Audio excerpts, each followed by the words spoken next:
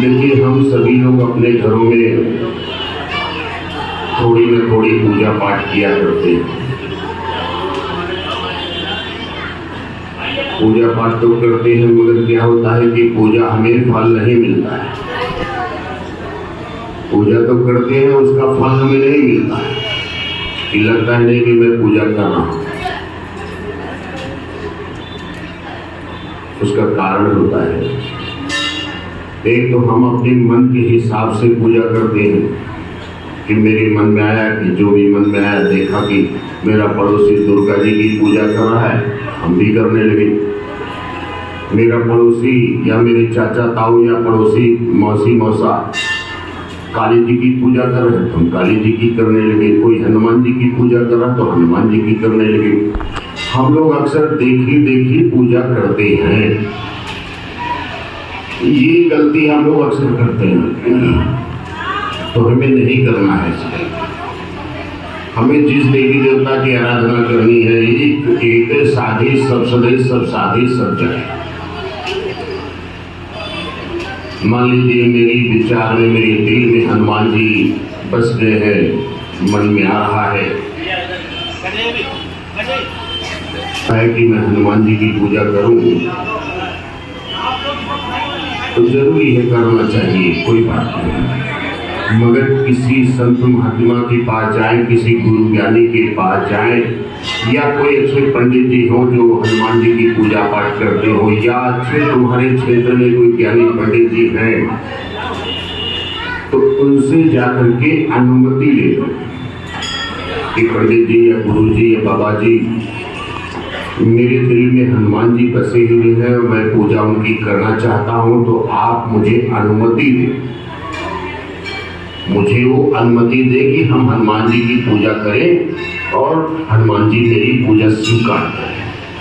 तो क्या होगा कि फिर जब वो अनुमति दे देंगे कि जाओ बेटा तुम आज से हनुमान जी की पूजा करना, बालाजी महाराज या हनुमान जी महाराज तुम्हारी रक्षा करेंगे, तुम्हारी पूजा स्वीकार करेंगे, तो वो पूजा तुम्हारी स्वीकार होने लगेगी, वो मान्य हो जाएगी।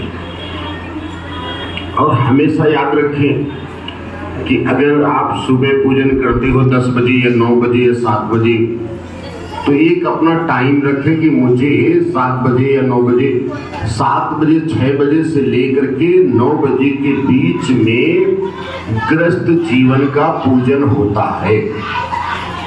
हम सभी ये याद रखना है, सुबह 9 बजे से 6 बजे तक या 5 बजे तक हम अपना गृहस्थ जीवन का पूजन करते हैं। ये हमारा मान्य होता। बहुत ज्यादा अगर लेट होता है तो 10 बजे तक। उसके बाद फिर सिद्धि योग पूजन होता है दिन में भी। मान लो जो संत महात्मा है अपना ध्यान योग में बैठते हैं, तो दोपहर में बैठ के वो ध्यान योग कर रहे हैं।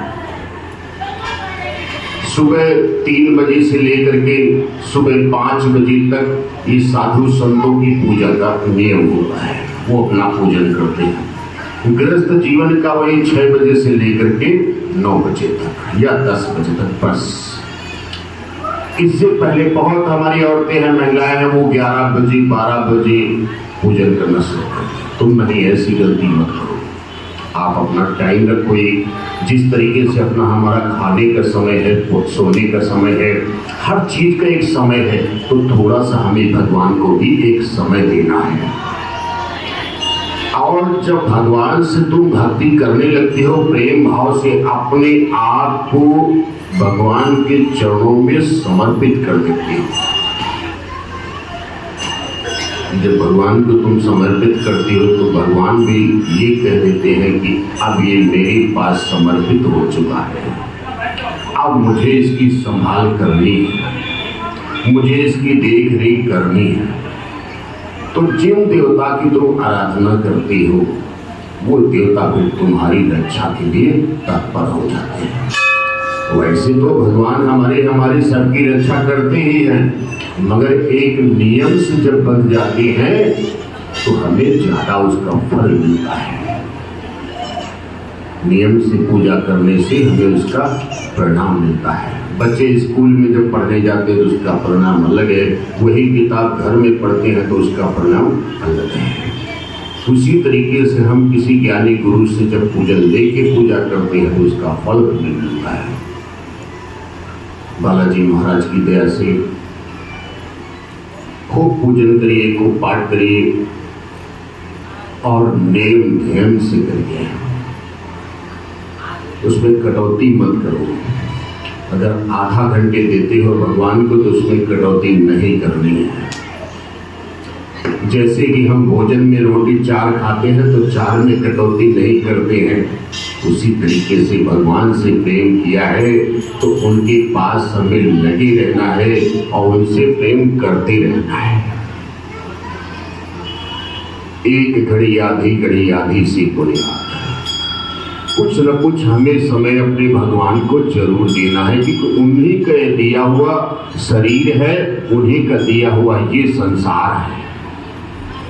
जिन्होंने हमें दिया है उनके ही चरणों में मुझे बैठना है। वैसे तो अब सब जानते हैं कि तुम क्या कर रहे हो, अच्छा कर रहे हो, बुरा कर रहे हो, सारा लेखा जोखा उनके पास है। मगर थोड़ा सा अगर समय पे बैठते हो, मान लीजिए ड्यूटी जाना है, ड्यूटी जाने से पहले बहुत जल्दी है, तुमने ड्यूटी से पहले थोड़ी देर प्रार्थना की कि प्रभु ड्यूटी जा रहा हूँ, आप अपनी कृपा बनाए रखें। जैसे अपने माँ बाप से अनुमति लेते हैं, उसी तरीके से हम अपने भगवान से भी अनुमति लें तो धीरे धीरे राम जी की कृपा, बालाजी महाराज की कृपा हम पे होती रहती है। और दरबार में जो आते हो भक्ति भाव से आइए, अच्छी बात है, बाबा की ये दया है, बड़ी कृपा